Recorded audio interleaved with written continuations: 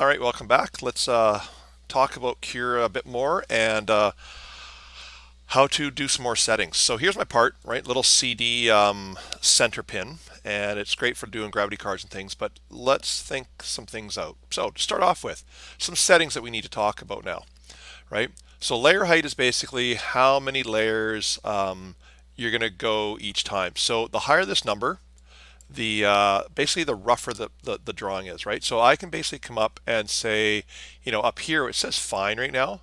Whoops.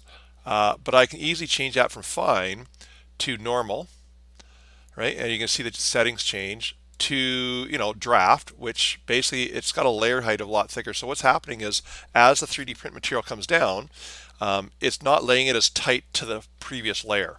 So if you want stuff to go quickly, use draft and it'll go real quick, right? Sometimes it doesn't work with different materials. I'm just gonna leave it as normal, right? So we come down here again, wall thickness, depending on what you're making, the wall thickness can be sometimes greater, thinner, all depends what you're doing. Wall line count, same thing. There's 3 rounds that it goes around. It's kind of like your skin, right? And as it goes around, it puts 3 layers of skin before it hits, the inside of your arm or something like that, right? So same thing, thickness, top, bottom thicknesses. Infill, again, we talked about, I leave it usually about 25% for doing student stuff unless you really need something really strong, right? Print temperature, this may vary depending on material.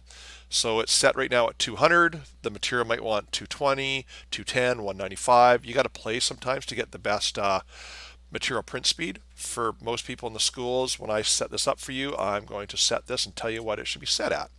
Okay, same thing, build plate temperature. This matters, same thing. Some materials don't like to stick. We'll talk about that in more detail when I'm working with you. Print speed, same thing. You go faster, it prints faster, but at some point in time, it doesn't print and it just starts to glob and things like that. Lower print speeds means it takes longer. And again, it's material dependent. And I'm sure with PLA, I could probably up this and go faster. Right? We don't need to talk about retraction. Just leave it as default, right? Supports. What supports are for is, let's say my object over here is upside down. So I'm going to flip it upside down like that. Now, when I look at this, if I try and print this, it's going to try and print into space. If you click on supports, it will add an entire structure around this, right? It's going to take longer to print. It's going to support all this and do it, and then you got to break the structure away. So what I try and say is design your pieces so that you don't need supports when possible, right? I hope that makes sense. And then finally, the build plate adhesion. Brim, basically what it does is adds like a whole, couple more millimeters out around to give it like a base to start off with.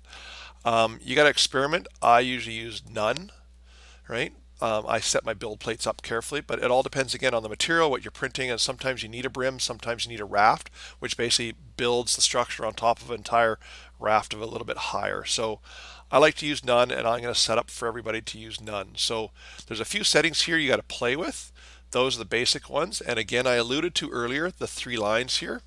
When you go to advanced or expert, you'll see all of a sudden there's way more settings here. And this is where it gets quite confusing.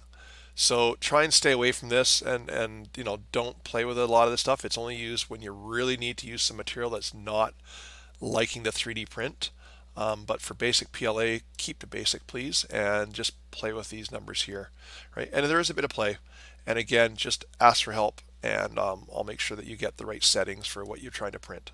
All right, that's basically all the print settings in there that you got to play with.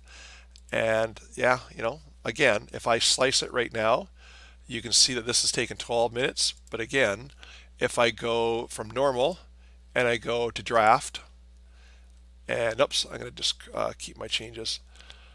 And if I go to draft, and now I slice it, right, you can say it takes 7 minutes. It's going to go a lot quicker, but it's not going to be structurally as strong.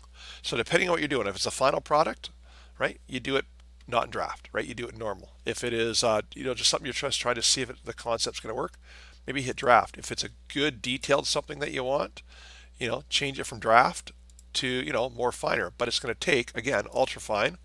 I'm going to keep the changes here. If you watch it, now it goes from 7 minutes to taking 43 minutes because the layers are super, super thin now and it takes a lot longer to print. So just a bit of stuff there just to kind of explain it. It is a bit confusing. Please keep it on normal. And I'm going to go keep changes again. and basically keep your infill to about 25% and the numbers the way that they are. All right, that's it for this tutorial. At the end, just ask for more help. All right, thank you.